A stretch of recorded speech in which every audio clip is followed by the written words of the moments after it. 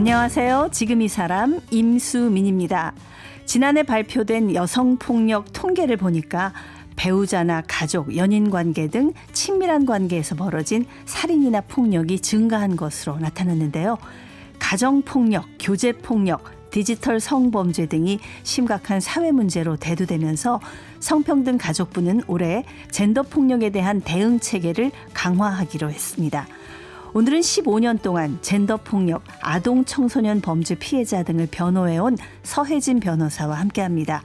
피해 사실을 입증하기 쉽지 않은 피해자들이 목소리를 낼 수 있도록 용기를 주고 있는 서혜진 변호사, 지금 만나봅니다.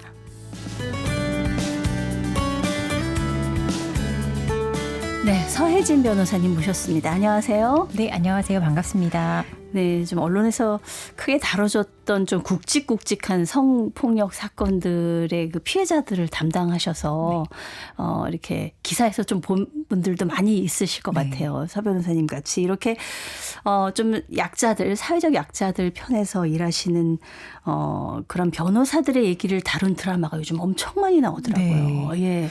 그래서 저는 프로보노라는 말도 이번에 제가 처음 알았어요. 공익 변호사라는 뜻이더라고요. 네. 이런 일을 하는 분들이 얼마나 계시나요? 아마 이런 분들이 사실 조명받은 적이 별로 없어서 사실 뭐 TV, 뭐 드라마, 영화 이런 데서는 정말 뭐 대형 로펌의 이야기들, 뭐 권력가들의 이야기들이 더 많이 다뤄졌었잖아요. 근데 아마 그 여러분들이 모르는 사람들이지만 굉장히 많은 분들이 이런 일을 하시고 있는 변호사들도 있고요. 또 프로보노라는 뜻이 뭐 공익을 위하여라는 이제 라틴어에서 온 말인데 주로 이제 대가나 보수를 받지 않고 변호사들이 자신의 어떤 법률적인 전문 지식을 뭐 사회적인 약자 계층이나 또 공익을 위해서 이렇게 활용하는 것을 얘기를 합니다. 그래서 프로보노라는 게 가끔 대형 로펌에서도 이런 일을 일부 하고 있는 경우도 있고요. 사회공헌 사업의 일환으로. 그리고 요즘에는 이제 뭐 법학 전문 대학원 로스쿨에서도 학생들을 이제 교육하는 과정에서 이제 프로보노 활동을 의무적으로 하도록 하는 학교도 있더라고요.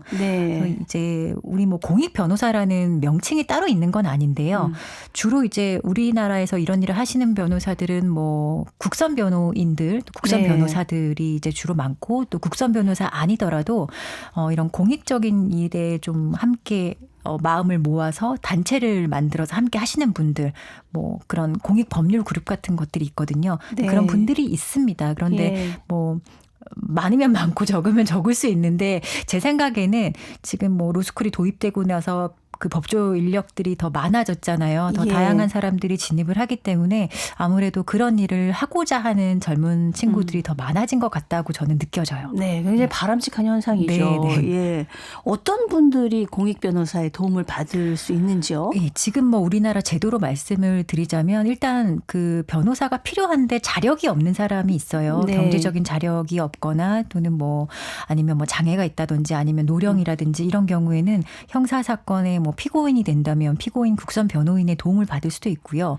또는 이제 피해자인 경우에도 지금 법률에는 뭐 성폭력 범죄, 또 아동학대, 또 뭐 스토킹 범죄 이런 특정한 범죄들에 있어서는 피해자라도 이제 국선 변호사의 도움을 경찰 수사 단계부터 받을 수 있습니다. 그런데 이것 외에 또 이것은 뭐 형사 사건이지만 민사 사건이 있을 수도 있고 뭐 가사 사건 다양한 사건이 있거든요. 근데 그런 경우에는 뭐 요즘에는 국가가 법률 구조를 직접 하는 경우도 있고 또는 뭐 법률구조공단, 뭐 법률구조재단도 있고 또 요즘에는 지방자치단체별로 또 각자의 그 예산으로 또 어떤 특정한 그 취약계층을 도와주는 법률 구조 사업들이 있어요. 그래서 찾아보시면 굉장히 많은 지원 프로그램이 있어서 자신에게 맞는 것들을 선택할 수 있습니다.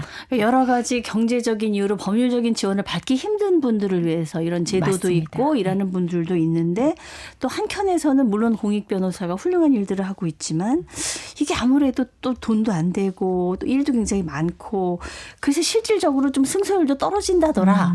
뭐 이런 얘기도 있더라고요. 이게 뭐 승소율은 사실은 그렇게 저희는 중요하게 생각하는 부분은 아니에요. 왜냐하면 승소율을 만약에 이제 그게 중요한 포인트라고 한다면 변호사들이 질 것 같은 사건을 맞지 않게 되는 그렇겠네요. 그런 게 발생을 해요. 이길 것만 또 그렇죠. 이길 담당하면 사건만 맡아서 내가 큰일이죠. 100%의 승률을 자랑한다. 그래서 승소율이라는 것은 사실은 예측하기도 어렵고 뭐 이런 거죠. 의사한테 수술할 때 잘 될 확률이 얼마인가요라고 물어보면 의사들이 대부분 대답 안 하잖아요. 네. 그런 거랑 좀 마찬가지 같은 비슷한 결인데요.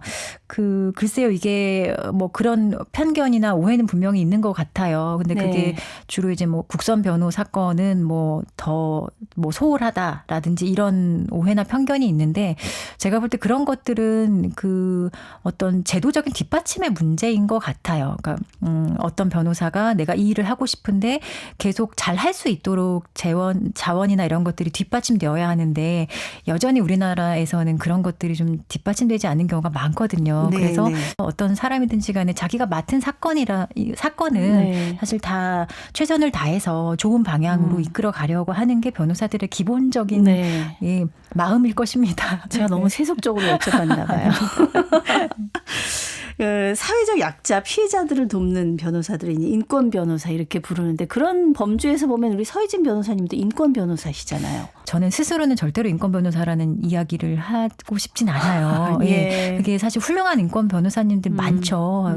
저희가 진짜 이렇게 뭐 말할 수 있는 권리나 여러 가지 살아 숨쉬는 과정에서 있는 모든 종류의 어떤 법률적인 권리를 이름도 없었을 때 다 이름을 만들고 이것을 구체화해 주신 훌륭한 이제 인권 변호사님들이 많지만 사실 뭐 제 스스로는 그 정도에 네. 전혀 미치지 못한다고 생각을 하고 또 인권 변호사라는 명칭 자체가 좀 불우한 것 같고 풍족하지 않은 것 같고 굉장히 역경을 헤쳐나가야 네. 되는 것 같고 좀 뭐랄까요 네. 초라한 것 같고 이런 생각도 좀 우리는 있는 것 같아요. 그런 편견도 있는데 저는 그런 편견에 스스로 가두는 것은 굉장히 저 스스로도 불행한 일인 것 같고 또 제가 할 수 있는 일을 자꾸 규정 짓는 것은 별로 네. 좋지 않은 것 같아서 저는 좀 경계하는 말이기도 합니다. 지금 뭐 약간 겸손하게 말씀을 하셨지만 그래도 15년 동안 굉장히 어려운 의뢰인들을 입장에서 대변을 해 주셨어요.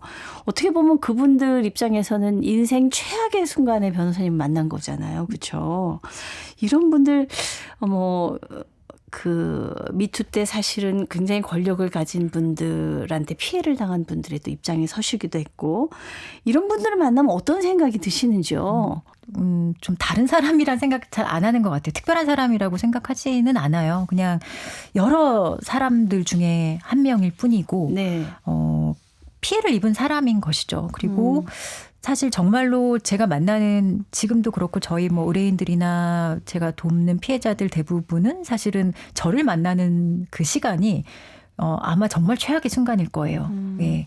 그리고 그런 최악의 순간에 어쨌든 제가 함께 있게 되었기 때문에 사실은 저도 그런 분들하고 최대한 좀 편하게 이야기를 하면서 네. 자기가 입었던 피해나 이런 것들을 자기의 언어로 좀 옮길 수 있는 그런 방법을 옆에서 돕는 거라고 생각을 해요. 그래서 이분들을 굉장히 뭐 특별하게 본다거나 아니면은 뭔가 일반 사람들과 다르게 예외적인 사람들, 피해자들 이렇게 저는 분류하진 않고 네. 그냥 저는 저하고도 똑같다고 생각을 합니다. 그리고 우리가 사실 그냥 지금도 우연히 그냥 길을 걷다가 자전거랑 부딪힐 수도 있고 또 네. 넘어질 수도 있는 거잖아요. 피해도 저는 그렇게 온다고 생각해요.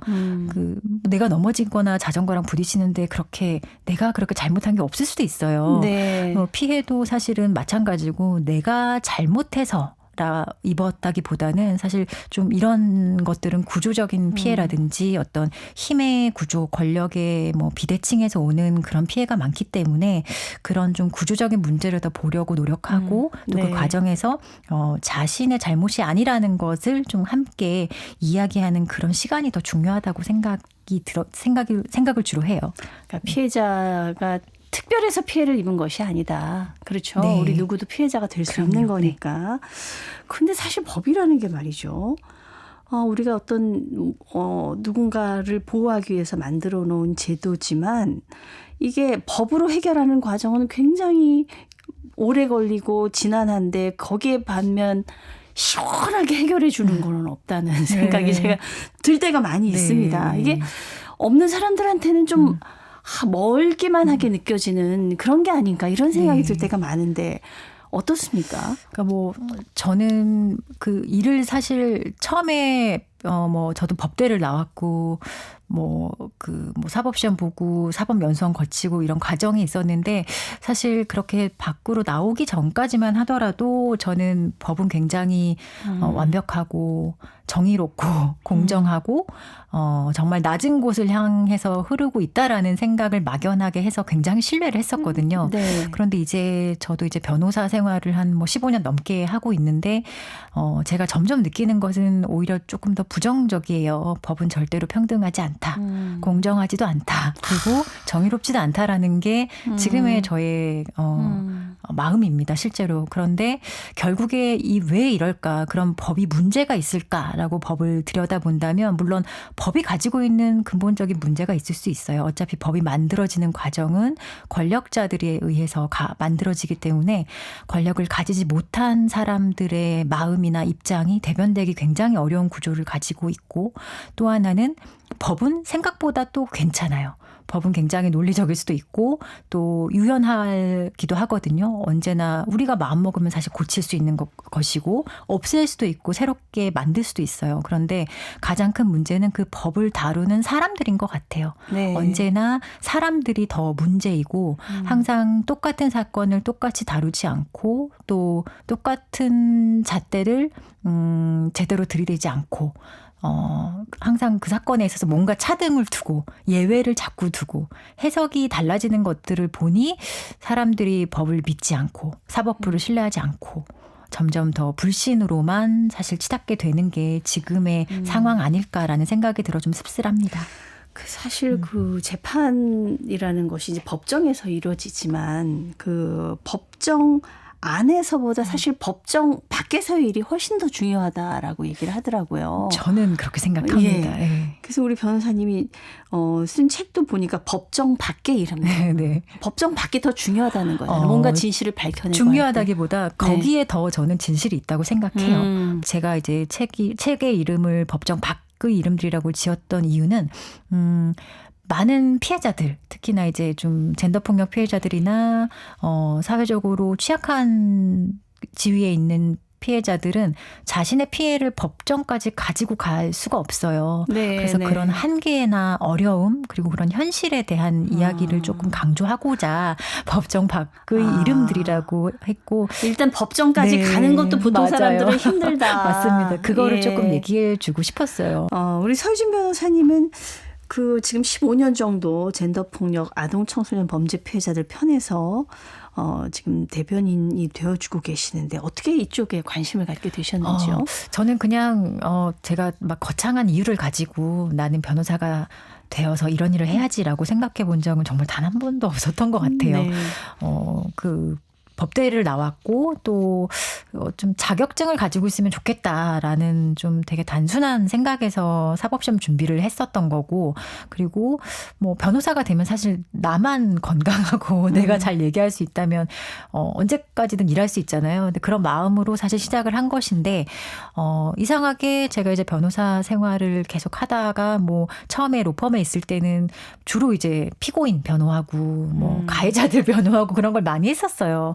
근데 그런 변호나 그런 업무를 하다가 항상 좀 궁금했었어요. 피해자들은 보이지 않는데 어디 있지? 법정에 가도 보이지 않고 가끔은 이제 사실 얼굴도 볼 수 없는 경우가 많아요. 네, 근데 네. 그런 피해자들의 이야기가 나는 지금 피고인을 변론하고 변호하고 있는데 피해자들의 이야기는 누가 해주는 걸까? 그리고 해주는 사람이 없다면 이 사람들의 피해는 그냥 없어지는 걸까? 네. 그리고 어떻게 봐야 할까라는 생각을 그냥 자연스럽게 했던 것 같아요. 그러네요. 네. 막 생각해보니까 법정에는 피해자가 잘 등장하지 그렇죠. 않아요. 예. 특히 형사사건은 예. 피해자가 당사자는 아니기 때문에 그렇죠. 증인이 아니고서는 사실 출석할 의무가 없어요. 네. 그래서 그런 보이지 않는 피해자들에 대해서 이상하게 마음이 많이 갔고 그러면서 이제 그 퇴사를 하고 제가 개인적으로 이제 사무소를 열고 개업을 하면서 오히려 그때는 제가 마음대로 할 수 있잖아요. 하고 싶은 거 할 수 있기 때문에 그때 이제 제가 나오던 무렵에 마침 이제 우리나라에서 그 성폭력 피해자 국선 변호사 제도가 처음 도입이 되었었어요. 2013년도에. 그러면서 제가 그런 사건을 많이 좀 받아서 피해자들을 만나면서 시간이 흐르면서 좀 확신을 했던 것 같아요. 저하고 굉장히 잘 맞고 내가 잘할 수 있고 내가 오래 할 수 있는 일이구나라는 생각을 해서 지금까지 하고 있습니다. 이제 우리 사회의 성비위라든가 성폭력에 대한 인식이 옛날하고는 굉장히 많이 달라졌습니다. 근데 법적으로는 어느 정도까지를 우리가 성폭력으로 인정을 하고 있나요? 지금 뭐 성폭력 범죄라고 하면 뭐 가장 기본적인 범죄가 뭐 강간, 강제추행 이런 것들, 또 요즘엔 디지털 성폭력이라고 해서 뭐 핸드폰 촬영 이런 것들도 뭐 유포하고 이런 것들도 다 성폭력 범죄로 포섭을 합니다. 그런데 뭐 이제 뭐 강간죄라든지 강제추행죄 이런 게 보면 법률에 이제 구성 요건이라고 이럴 때 성립한다라고 되어 있는 그 요건을 보면 폭행 또는 협박 이게 기준이 돼요. 그러니까 뭔가 아마 들어보셨을 텐데 뭐 비동의 강간 이런 얘기 많이 나오잖아요. 아직은 내가 동의를 하지 않았다는 이유만으로는 성폭력 범죄는 되지 않습니다. 그러니까 형사처벌은 되지 않는다는 얘기거든요. 그런데 이제 대부분의 서구 국가나 또 우리나라보다 이제 뭐 주요 우리와 비슷한 선진국들 특히 일본만 하더라도 이런 성폭력 범죄의 기준을 동의로 많이 이제 변화했거든요. 동의를 기준으로 많이 변경을 했고 뭐 서구 같은 경우 우리보다 더 예전부터 이렇게 동의 기준으로 성폭력을 보고 있는데 우리는 여전히 이제 폭행 협박을 기준으로 보고 있기 때문에 이런 거에서 오는 뭐 현실적인 괴리나 특히 젊은 세대들의 어떤 성폭력에 대한 인식과 좀 차이가 있어서 법률적으로 좀 어려운 면이 없지 않아 있습니다. 네, 기준 자체가 엄청나게 다른 거죠. 예. 사실 요즘은 성희롱 문제도 직장 내 성희롱 문제도 굉장히 크게 다뤄지고 있고 저도 이제 그런 부서의 일을 지금 하고 있는데 이 성희롱도 어디까지냐 어디까지가 성희롱인가에 대해서도 아직까지도 사실 이 합의가 잘 이루어지지 않는 부분이 있더라고요. 예. 그래서 성희롱이 사실은 저는 이게 용어부터 좀 바꿔야 되는 것 같아요. 뭘로 바꿀까요? 성적 괴롭힘이 맞다고 생각하거든요. 성적 괴롭힘. 이게 성희롱이라는 말이 우리가 먼저 고안한 말은 아니거든요. 미국에서 온 말이었고 이제 섹슈얼 허리시먼트의 한국적인 표현이었는데 희롱이라는 게 굉장히 좀 장난스러운 어감이 있어요. 그렇죠. 한국어 맞습니다. 사전을 찾아봐도 근데 이게 피해자 입장에서는 성희롱 때문에 죽는 사람도 있거든요. 근데 일단은 이 희롱이라고 이름 붙인 이유가 범죄는 아니다. 처벌되지 않는다라는 것을 조금 얘기하고자 그렇게 했던 이유도 있었던 것 같은데 사실 시대적인 어떤 피해 감정에는 객관적으로 좀 들어맞지 않는 이름이라고 생각을 하고 기준은 사실 뭐 그 양성평등 기본법이나 뭐 국가인권위원회법 이런 데 기준은 있죠. 그런데 결국에는 그 기준을 가지고 개별적인 사안에서 이게 성희롱인지 판단하는 것은 어떻게 보면 1차적으로는 그 기관 조직의 어떤 결정권자의 그 역할이 굉장히 크죠. 그래서 결국에 이게 성희롱이냐 아니냐를 판단함에 있어서 제가 볼 때 가장 영향을 주는 것은 그 조직의 어떤 조직 문화. 것 같아요. 사실은 이 시대가 달라지고 또 새로운 세대들이 계속 이제 들어오면서 저는 세대 간의 갈등도 굉장히 크고 이런 것들의 유형이 되게 다양화되기 때문에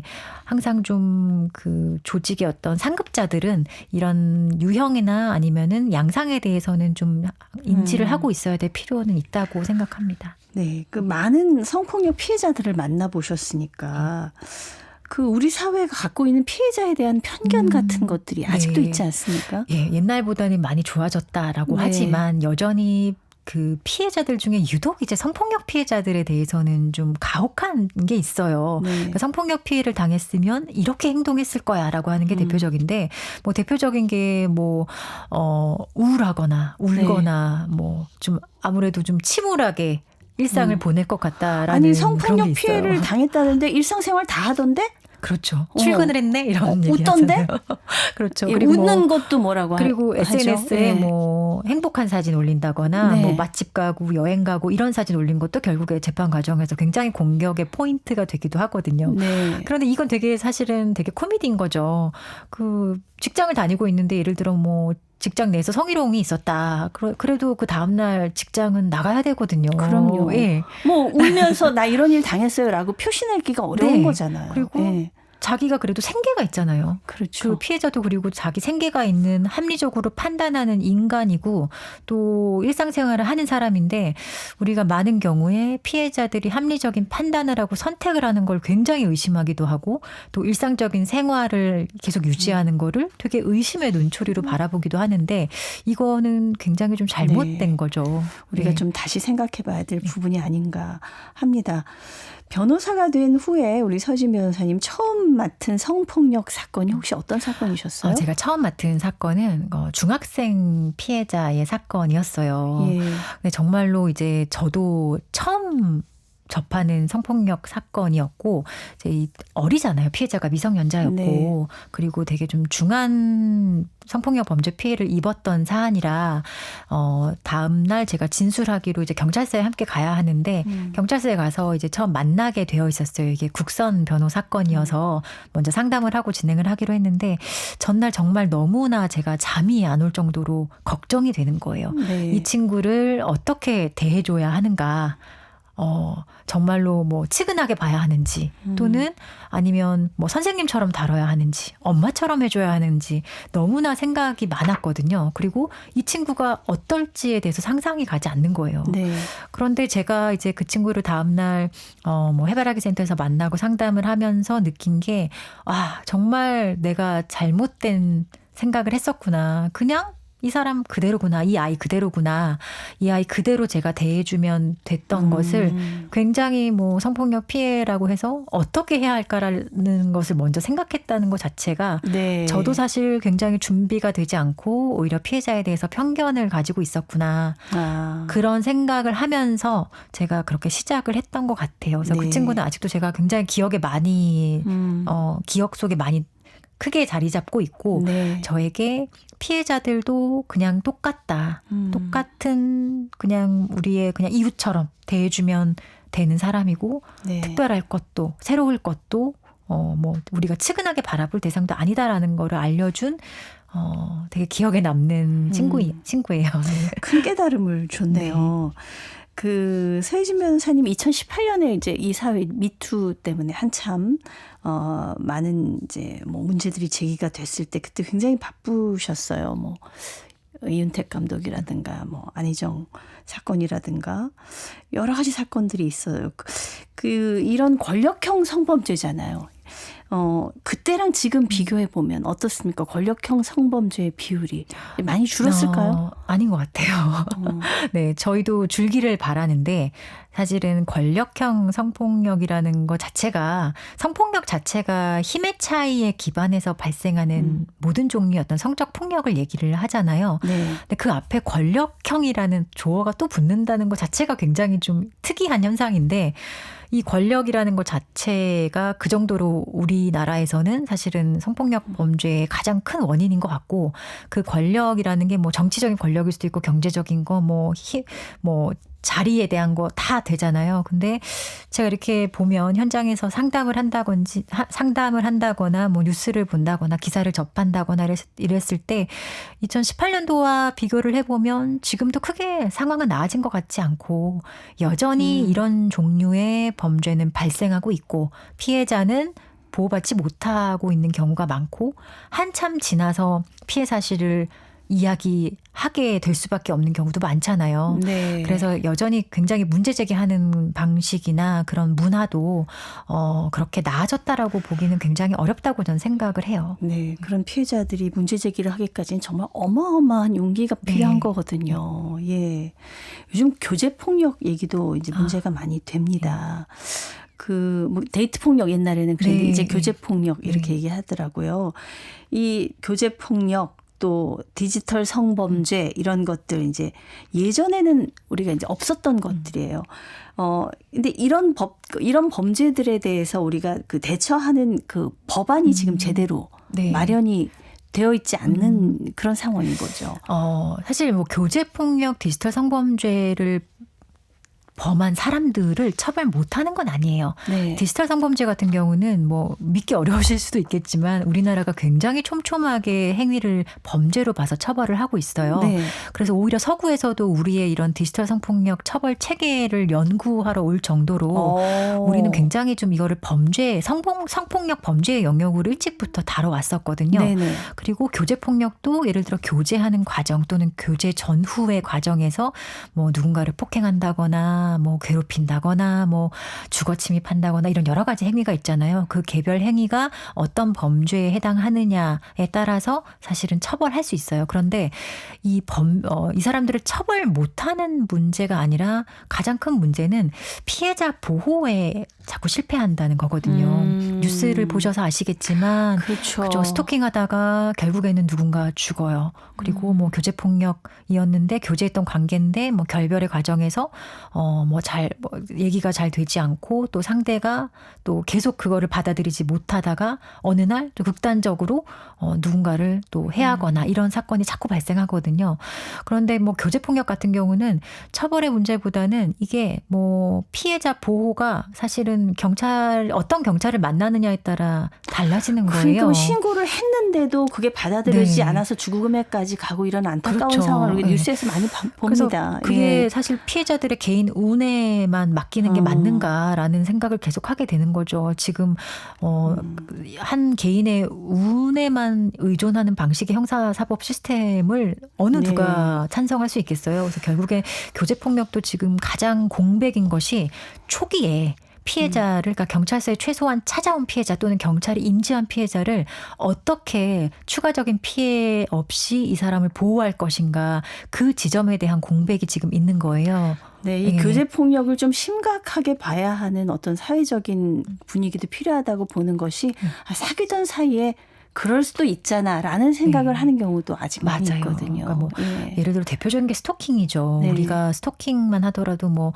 이런 말 너무 많았잖아요. 10번 찍어 안 넘어가는 나무 없다. 뭐 골키퍼 있다고 골 안 들어가냐. 이런 말들이 굉장히 구애의 과정에서 당연히 있어도 될 뭐 수용 가능한 사회적으로 네. 인정이 될 수 있는 정도의 구애였지만 지금은 이런 방식이 다 스토킹이잖아요. 그러니까 이런 식으로 좀 인식이 변화하고 있는데 좀 법률의 변화는 좀 사람들이 인식의 변화보다는 조금 느린 점도 있고 네.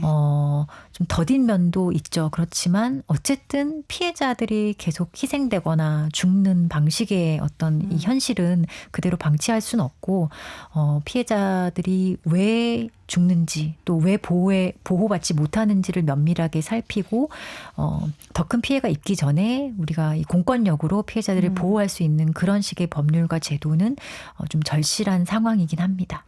법보다 사람이 먼저 맞습니다. 그런 세상이었으면 좋겠습니다. 말씀 감사합니다. 네, 감사합니다. 네, 16년째 젠더폭력 아동 청소년 범죄 피해자들을 변호해오고 있는 서혜진 변호사와 함께했습니다. 아나운서 임수민이었습니다.